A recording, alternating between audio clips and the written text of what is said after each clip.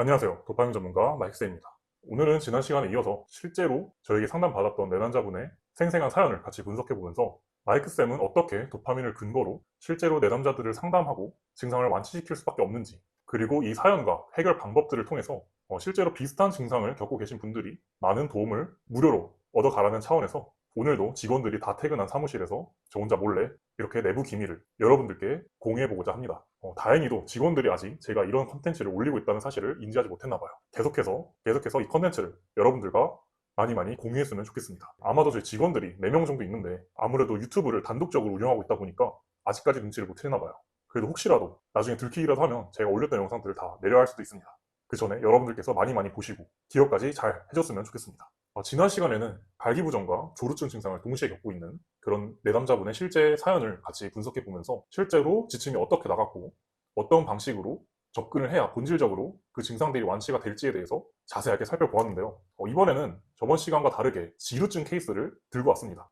이분은 한 1년 전쯤에 저에게 상담을 받았었는데 지금은 실제로 다 지루증을 완치를 하고 이제 여자친구분과 약혼까지 한 상태라고 저에게 카톡을 주셨습니다. 그때 상담사로서 정말 마음이 뿌듯하더라고요. 그래서 이분이 후기 글도 엄청 장문으로 써주셔서 저희 홈페이지에 게시해놨는데 저는 그 장문의 후기 글 보고 진짜 울 뻔했습니다. 너무 생생하고 감격스럽게 잘 적어주셔서 상담사로서 되게 뿌듯하고 감동적이었더라고요. 자, 거두절미하고 한 가지 여러분들께 여쭤보고 싶은 게 있습니다. 이제 비뇨기과에 가면 조루증에 대한 수술도 있고 발기부전에 대한 약물, 뭐 비아그라라든지 아니면 시알리스라든지 그런 약물들로서 해당 증상들을 다 완치시킨다고들 하는데 그럼 과연 왜 지루증은 아예 병원에서 손도 못 대고 있는 걸까요? 지루증도 성기능 장애의 일환인데도 말이죠. 이제 유튜브나 인터넷에 찾아보면 조루증보다 지루증이 훨씬 더 남자로서도 힘들고 여자들도 더 고통스럽다고 합니다. 조루증 증상 있으신 분들은 이렇게 말하실 수 있어요. 자기가 지루 있다는 애들 다 약간 좀 허세 아니야? 자기는 여자를 매번 만족시켜주는데 본인이 만족 못한다고 넛을 떠는 거 정말 꼴보기 싫다. 하지만 실제로 지루증을 겪고 계신 내담자의 사연을 이게 조루보다 훨씬 더 고통스러운 일이구나. 확실히 여자들도 지루증을 겪고 있는 남자랑과 성관계를 그다지 반가워하지 않는구나 라는 걸 깨달으실 수 있을 겁니다. 이렇게 심한 지루증, 왜 병원에서는 손도 못 대고 있을까요? 그럼 지루증도 해결하지 못하는데 조루증이나 발기부전을 약물이나 수술로서 접근해서 해결하려고 하는 게 과연 올바른 선택일까요? 같은 성기능 문제인데도 말이죠. 절대 아니죠. 애초에 성기능 문제 자체를 약물이나 수술로서 해결하려고 접근하는 것 시도 자체가 실제 비뇨기 의학계에서 권장하지도 않을 뿐더러 장기적으로 봤을 때 증상을 훨씬 더 악화시킬 수밖에 없는데도 말이죠. 저는 비뇨기과를 디스할 생각은 없습니다. 하지만 성기능 문제를 겪는 사람이 비뇨기과에서 치료를 받으려고 하는 게 문제라는 거죠. 비뇨기과는 성병, 그리고 무정자증, 불임, 난임 이런 것들로 접근을 하셔야 비뇨기과에 의의가 있는 거라고 생각해요. 비만인 사람이 병원에서 비만을 치료하려 하지 않고 헬스장에 가서 훈련이나 운동을 통해서 비만을 없애야하듯이 조루나 지루, 발기부전도 똑같아요. 일종의 비만, 과체중, 저체중 이런 느낌이라서 이거를 병으로 인지하고 병원에서 치료를 한다는 것 자체가 말이 안 되는 겁니다. 뚱뚱하거나 마른 사람이 병원에서 살이 빠지는 약이나 살이 찌는 약으로 치료하려고 접근하면 부작용이 생길 수밖에 없는 것처럼 조루나 지루, 발기부전도 병원에서 약이나 수술을 통해서 해결하려고 하면 부작용이 생길 수밖에 없습니다. 운동을 통해서 건강을 되찾듯이 도파민 관리 훈련을 통해서 성기능을 되찾아야 합니다. 저는 앞으로 이 자세한 방법들을 여러분들과 이 사연 분석 콘텐츠를 통해서 낱낱이 세세하게 밝혀드리도록 하겠습니다. 자, 그럼 사연 분석 시작해 보도록 할게요. 우선 현재 고민을 최대한 구체적으로 적어주세요 라는 질문에서는 현재 44살인 총각이라고 합니다. 이제 저에게 상담받으실 때만 하더라도 총각이었는데 지금은 지루증을 다 완치하시고 약혼녀와 잘 결혼 준비를 하고 계신다고 연락이 왔습니다. 다 이어서 중학 때부터 즐겨진 잘못된 취향과 자의 습관으로 지루가 생겼다고 하시네요. 이런 팬티 스타킹이나 레깅스 같은 패티시를 갖고 계신 것 같네요. 자의 방법도 이제 누운 상태로 허벅지에 힘을 줘야만 이제 사정감을 느끼신다고 하는데 이제 첫 경험 때도 사정을 하지 못하고 금달을 보름 정도 겨우 하고 나서야 이제 사정에 성공하셨다고 합니다. 스타킹에 대한 패티시가 있습니다만 여자친구분과 관계를 입히고 가졌을 때는 그만큼 흥분이 되지 않는다는 내용이에요. 지루증을 겪고 계신 분들이 다 이제 패티시를 실제 여성분에게 적용시켜봤을 때 효과가 없을 확률이 80% 이상입니다. 이 원인에 대해서도 좀 이따 차차 설명해 드리도록 할게요. 이제 30분 만에 정자세로 사정을 성공을 하긴 했으나 정상적인 시간이 아니다 보니까 여자친구분이 많이 아파했대요.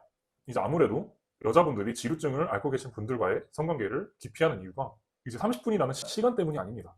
진짜로 사정 조절 능력이 있고 도파민 수용 회복을 통해서 자유로운 성관계를 어느 정도 습득하신 분들은 이 30분이라는 시간 넘게 다양한 체위와 여자분의 만족을 위해서 서로 티키타카가 되면서 30분이 넘는 시간 동안 사유를 해도 여자분들이 훨씬 흥분감을 느껴하고 좋아합니다. 하지만 이 지루증을 겪고 계신 분들은 본인이 특정 원하는 자세에서만 계속해서 필수 운동을 해야 하고, 그렇게 되면은 여성분들은 매너리즘에 빠질 수밖에 없죠. 그렇게 서서히 애액은 말라가고 나중에는 고통만 남게 되는 거고요. 그래서 차라리 그럴 바에는 조루증을 갖고 있는 남자랑 3-4번 계속해서 하는 게 훨씬 더 낫다라는 의미에서 지루증보다 조루증이 훨씬 더 상대적으로 괜찮다라고 여자들이 다 말하는 겁니다. 만약에 해당 내담자분도 지루증을 완치를 하고 자세를 중간에 바꾸거나 대화를 해도, 그리고 어떤 상황에서 성관계를 해도 내가 사정하고 싶을 때 사정할 수 있고 내가 참을 수 있을 때 참을 수 있는 성기능을 갖게 되면은 이 30분이라는 시간이 같은 30분이라도 여성분이 느끼는 만족감은 하늘과 땅 차이일 겁니다. 자, 이어서 사연 다시 분석해 보도록 하겠습니다. 그렇게 이후에는 발기가 풀릴 만큼 사정이 잘 안 됐다고 합니다. 여자친구는 너무 별로였다고 말해서 좀 트라우마가 남으셨나 봐요.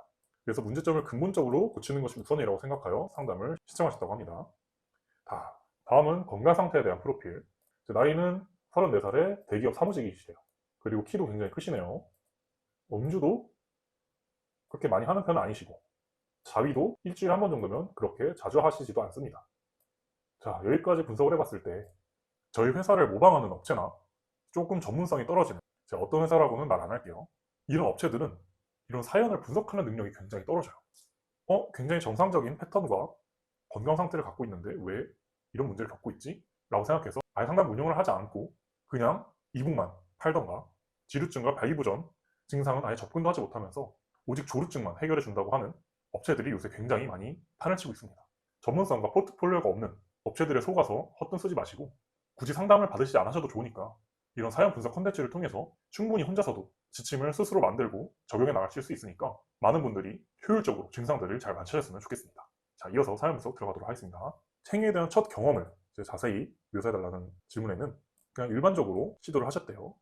근데 평소에 자위 습관에 대한 질문에서는 이제 아무래도 패티시가 있으시다 보니까 이제 손으로 강하게 자위를 하셨다고 해요. 제 예상이 맞았듯이 이제 여자친구를 만나시게 되자마자 이런 행위들을 다 끊어서 지금 자위 주기가 주에 1-2회가 된 겁니다. 분명. 지루증의 원인의 60% 이상은 자위 습관에 있어요. 절대 주에 1-2회로 오랜 시간 동안 자위하시지 않았을 겁니다. 자, 이어서 분석해 볼게요. 지루증을 겪고 계신 분들 특징이죠. 이제 혼자서 자기가 원하는 자세로 자위를 하면 5분도 걸리지 않고 사정을 하는데, 이상하게 실제 성관계만 하면 잘 사정감이 느껴지지도 않고, 이게 참 미치고 팔짝을 노르시겠죠. 자, 많은 분들이 그런 고민을 토로하십니다.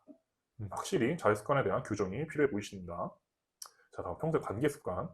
이제 발기는 문제없이 잘 되시는 것 같아요. 자연스럽게 콘돔을 사용하시고 삽입을 하면 느낌이 약해서 발기가 풀릴 때도 있다고 합니다. 금달을 2일 이상 하면 발기를 그나마 잘 유지됩니다. 딱 이 문장을 봤을 때 앞에서 이 자위 습관, 이 자위 주기, 굉장히 지루증을 겪고 최근 들어서 시도한 자위 주기라는 걸 알 수 있죠. 원래는 주 1, 2회 하는 내담자분이 절대 아닐 겁니다. 금달을 2일만 해도 금달이라고 생각하는 것 자체가 거의 매일 아니면 하루에 한두 번 이상씩 자위를 해오셨던 분이라고 판단을 할 수 있습니다. 자, 이렇게 눈치가 보이고 정자세로 삽입을 하는 게 많이 불편하시대요. 어떻게 해결되기 바라는지. 남들한 대로 5분, 15분 사이에 사정을 하고 싶대요. 자, 지루치료 도파민도밖에 못합니다. 솔직히 말하면. 병원을 가도 해결 못할 거고, 한의원에 있는 이상한 사량 먹어도 해결 못할 겁니다. 자, 지푸라기 갖는 간절한 심정이라도 합니다. 사연을 읽어보니까 어떤 생각이 드세요? 자, 실제 지루증을 겪고 계신 해당 남성분의 사연을 들어보니까 어떤 것 같으세요? 이래도 지루증이 남자들의 허세로 느껴지시나요? 절대 아닐 겁니다. 여성분들도 지루증을 겪고 계신 남성과의 잠자리에서 만족감을 얻기 힘듭니다. 이분은 본질적으로 자위 습관 개선, 평소 일상생활 속에서 도파민 관리를 쭉 해주셔야 됐어요. 제가 예상했던 것처럼 사연에는 본인이 자위 중독이 심하지 않다고 적으셨지만, 저랑 전화 상담을 할 때 제가 딥하게 물어봤더니 주에 1-2회 자위 주기를 갖게 된 건 지루증을 겪고 나서 이후에 경각심을 느껴서 의도적으로 자위를 자제했다고 합니다. 여자친구분을 만나기 전까지 거의 10년이 넘는 세월 동안 매일매일 누워서 허벅지에 펌핑을 한 상태로 자위를 하셨다고 해요. 자, 자위 방법도 이제 실제 여성과의 삽입과는 완전히 이질적인 느낌이 나는 자위 방법으로 자위를 하셨고, 자위 주기도 하루에 한 번이면 너무 짧았습니다. 자, 사연에서 분석을 해봤듯이 이제 첫 경험 때 사정을 겨우 하셨다고 했는데 여성 상의에서 30분 동안 삽입을 해서 겨우 사정하셨다고 해요. 이는 실제로 자위를 하실 때 누워서만 손으로 강한 압박을 통해서 자위를 했기 때문에 겨우 사정이 가능했고, 이런 분들이 정상의 체위로 삽입했을 때는 절대 사정할 수 없었을 겁니다. 자, 뭐가 원인인지 대충 감이 잡히시나요? 맞습니다. 실제 자위의 자위 방법을 바꾸셔야 합니다. 자위 주기도 늘려나가고요. 실제로 여성과의 성관계를 할 때랑 비슷한 느낌이 나는 좀 소프트한 자극에 자위에도 사정이 원활하게 이루어질 수 있도록 도파민 수용체를 서서히 변화시켜야 합니다. 그러기 위해서는 너무 단기간에 많은 걸 바꾸려고 하지 않아야 돼요. 장기간의 플랜을 잡고 서서히 그 방법들을 바꿔나가야 우리 뇌가 거기에 적응을 하게 됩니다. 자위 주기도 너무 한 번에 늘린다거나 자위 방법도 너무 한 번에 많은 것을 바꿔버리면 우리 뇌는 그걸 위기 상황이라고 인식을 합니다. 그래서 계속해서 코르티졸이라는 스트레스 호르몬을 분비할 수밖에 없기 때문에 해당 습관을 길게 유지를 하지 못할 뿐더러 그게 도파민 수용체를 회복시키지 않게 뇌에서 제어를 해버리는 것이죠. 그래서 이런 지루증을 겪고 계신 분들은 저랑 상담을 통해서 이런 것들을 장기적으로 습관을 개선해 나가야 한다는 이 지침을 제가 납득시켜드리고 이해시켜드리고, 그리고 제가 7개월에서 8개월가량의 대용량의 지침을 자세하게 설계해 드립니다. 이 주에는 어떻게 자유하시고, 다음 주에는 어떻게 하시고, 다다음 주에는 어떻게 하시고, 이런 것들을 싹 다 정리를 해서 제가 지침 문자를 보내드립니다.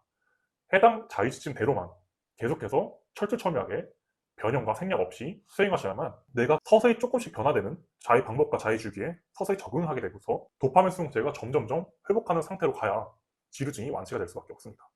그래서 8개월 뒤에는 내가 지금 당장 이런 자위 방법과 자위 주기로는 절대 사정하지 못한다 라고 느낀 것이 8개월 뒤에는 자연스럽게 내가 과거에 어떻게 저런 방식으로 누워서 허벅지에 힘을 세게 주고 손의 악력을 최대한 이용해서 자위를 해야만 사정이 됐지? 라는 의문점이 가지게 될 정도로 8개월 뒤에는 소프트한 자위 도구와 자위 방법으로도 원활하게 사정이 이루어질 수 있게 되고, 그 이후에는 실제 여자친구분과 관계를 가실 때도 아무래도 이런 소프트한 자극에 사정하는 게 익숙해지다 보니까 원활하게 다양한 자세에서도 사정이 가능하실 겁니다. 자, 이분은 이제 아무래도 대기업 사무직에 다니실 정도로 굉장히 자기 관리도 투철하시고 이해력도 굉장히 뛰어나신 걸로 기억해요.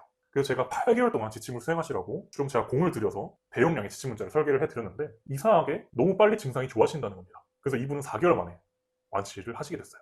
그 이후에 이제 작년에 상담을 받으셨는데 올해 약혼까지 하게 돼서 너무 기쁘다고 저에게 장문의 후기 글을 적어주셨습니다.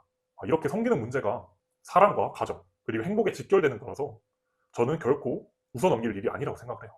본인이 성기능 문제를 갖고 있으면 조금 더 철두철미하게 깊게 생각해보고 어떤 방식으로 치료를 해야 본질적으로 완치가 될까? 과연 약이나 수술로 성기능 문제를 단기적으로만 효과를 보는 게 과연 옳은 방법일까에 대해서 한번 진지하게 고민을 갖는 시간을 가지셨으면 좋겠습니다. 자, 오늘 영상이 여러분들께 무료로 많은 도움이 됐으면 좋겠고, 이에 관련해서 제가 모든 노하우와 방법들을 집대성한 이북도 무료로 공개하고 있고, 그리고 이에 대한 모든 지식을 알 수 있는 전문 칼럼도 계속해서 연재를 하고 있으니까 영상 설명란과 영상 더보기란과 고정 댓글에 있는 저의 블로그나 사이트에서 많은 도움을 얻어가셨으면 좋겠습니다. 이상 도파민 전문가 마이크쌤이었습니다. 좋은 하루 되세요.